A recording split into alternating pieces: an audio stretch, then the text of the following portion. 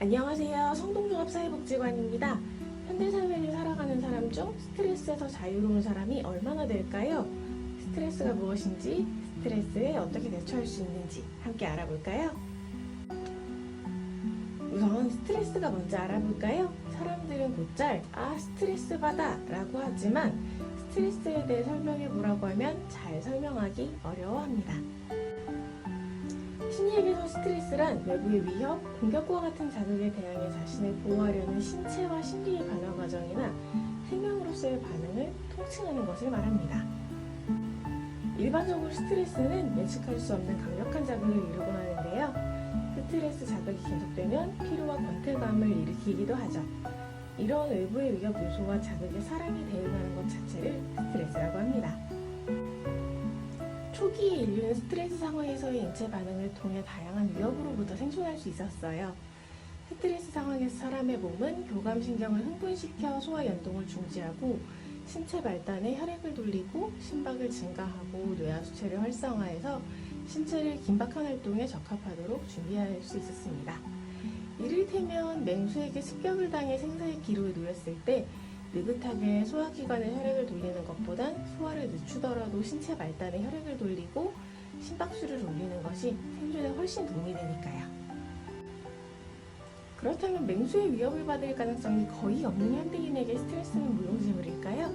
그렇지는 않습니다. 적절한 스트레스는 사람이 외부의 환경과 내부의 변화에 즉각적이고 민감하게 반응할 수 있도록 유도하고 더 나은 선택을 할 수 있도록 돕는 역할을 하기도 합니다. 그럼에도 과도한 스트레스는 개인의 심신에 파괴적인 영향을 미치는 것은 분명한데요. 현대인들은 어떤 요인으로부터 스트레스를 받을까요? 우리는 주요한 스트레스 원인을 크게 6가지로 나누어 보겠습니다. 첫째, 주요 생활 사건입니다. 배우자 및 가족의 사망, 결혼이나 이혼, 실직 등 개인의 삶에 큰 영향을 미치는 주요한 생활 사건이 발생했을 때 사람은 스트레스 상황에 놓입니다. 둘째, 일상의 골칫거리에서도 스트레스를 받습니다. 교통체증, 지각, 소지품 분실, 주변인과의 마찰과 인간관계 등 일상의 사소한 경험 또한 스트레스 유발 요인이 될 수 있죠. 셋째, 좌절을 경험하는 사람은 스트레스 상황을 경험합니다. 하고자 하는 일이 자신의 뜻이나 기대대로 전개되지 않는 상황 말이죠. 넷째, 심리적 탈진입니다. 강도 높은 대인관계 서비스업 종사자에게서 많이 발생합니다. 항상 준비된 표정과 자세를 갖추어야 하고 고강도의 긴장 상태에서 일해야 하기 때문이죠. 다섯째, 대인관계 폭력도 스트레스의 원인 중 하나입니다. 타인에게 신체적 혹은 정신적으로 폭력을 당한 사람은 강한 강도의 스트레스를 경험하게 됩니다.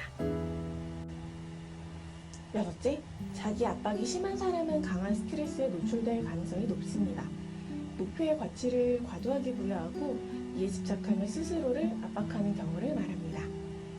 환경 자극이나 다양한 요구 상황에 놓인 사람들이 이를 스트레스로 받아들이면서 보이는 반응은 다양합니다. 스트레스 반응은 개인의 기질, 성향, 스트레스에 대한 수용 정도에 따라 다르게 발현되며 스트레스가 개인의 적응 능력을 넘어서게 될 때 나타나죠. 화면에 보이는 표는 다양한 스트레스 반응을 신체적, 심리적, 행동적 반응으로 구분한 것입니다. 표를 보며 내가 스트레스를 받았을 때 어떤 상황에서 어떤 반응이 나타나는지 생각해 볼까요? 표에 적힌 반응들의 대표적인 반응으로 이외에도 과식, 수면장애, 손톱 물어뜯기, 시선 피하기 등 다양한 양상으로 나타날 수 있습니다. 스트레스 대처는 크게 일반적인 스트레스에 대한 대처와 극심한 스트레스에 대한 대처로 나눌 수 있습니다. 이는 내가 나의 스트레스에 대해 의료적 도움을 받아야 하는지 혹은 의료적 도움 없이도 대처가 가능한지를 기준으로 구분합니다. 스트레스를 받은 사람이 가장 많이 보이는 양상은 만성적인 짜증입니다. 자기 방어에 집중하고 타인에게 공격적인 표현을 사용하며 사소한 일도 참고 넘어가지 못하게 되는 모습을 보입니다. 스트레스를 방치하고 짜증을 계속 내면 부정적 심리 상태가 지속되고 이는 짜증이 나서 짜증나는 상황을 야기하게 됩니다. 짜증 섞인 감정을 표출하기보다 스트레스 유발 요인을 찾아 제거하는 것이 훨씬 효과적이죠. 스트레스를 관리하려면 우선 자신이 스트레스를 느끼는 요인이나 상황, 또 스트레스 반응이 어떻게 발현되는지에 대한 파악이 필요합니다. 스트레스 원인이 바로 해결이 가능한지, 스스로 해결이 가능한지, 혹은 타인의 도움이 필요하고 장기간에 걸쳐 해결해야 하는 것인지를 알면 이에 대처하고 스트레스의 원인을 제거하거나 개선할 수 있게 됩니다. 때로는 노력을 해도 안 되는 경우가 있고 상황에 따라서는 노력조차 해볼 수 없기도 합니다. 사람은 이러한 상황에 직면할 때 책임자를 찾는 경향이 있는데 대개 나를 돕지 않은 사람이나 노력이 부족한 스스로를 탓하게 됩니다.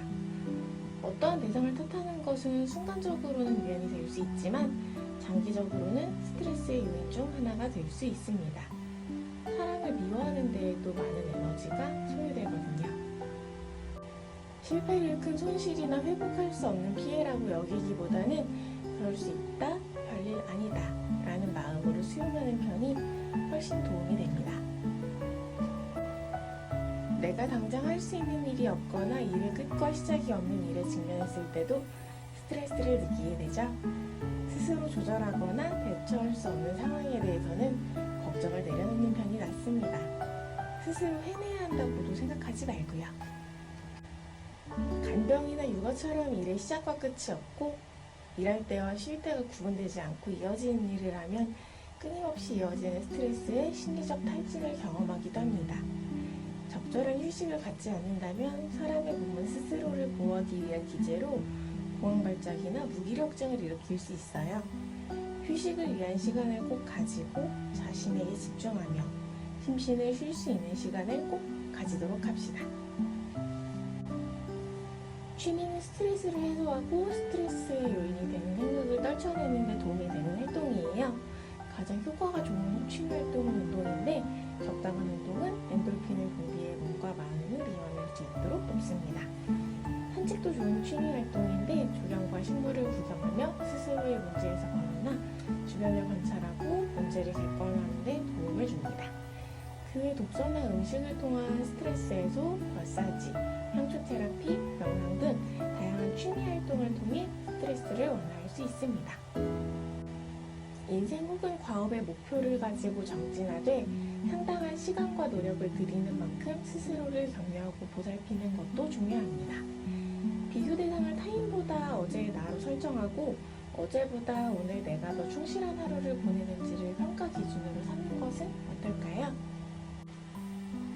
스트레스의 정도가 심하거나 여건상 개선에 필요한 시간적 여유가 없는 경우 정신건강의학과에서 정신치료를 받거나 약물의 도움을 받아야 할 수 있어요. 상담치료도 도움이 될 수 있지만 상담치료 전 우울장애, 수면장애, 갑상선 저하 등 다른 의료적 문제가 아님을 확인한 후 상담치료를 받는 것이 좋습니다. 스트레스로 인해 고통받는 경우 치료와 회복은 머리로 하는 것이 아니라 몸으로 하는 것을 깨닫는 것이 중요해요. 스트레스에 취약한 사람은 자꾸 생각에 빠져드는 경향이 있고 직면한 어려움을 어떻게 해결할지에 대해 몰입하면서 길을 잃는 경우가 많아요. 가능하면 생각은 줄이고 규칙적인 수면 시간, 식사 시간을 지키고 몸을 움직이며 운동을 하고 또 가까운 사람과 편안한 환경에서 대화를 나누는 것이 도움이 됩니다. 스스로 생각을 제어하기 어렵고 끊임없이 불안, 걱정으로 인해 스트레스를 받는다면 약물의 도움을 받을 수 있어요. 수면제, 항우울제, 항불안제 등 투약요법으로 도움을 받을 수 있고 이는 반드시 정신과적 진단 이후 복용해야 합니다. 스트레스는 필연적으로 받게 되지만 어떻게 대처하는지에 따라 도움이 되기도 하고 독이 되기도 합니다.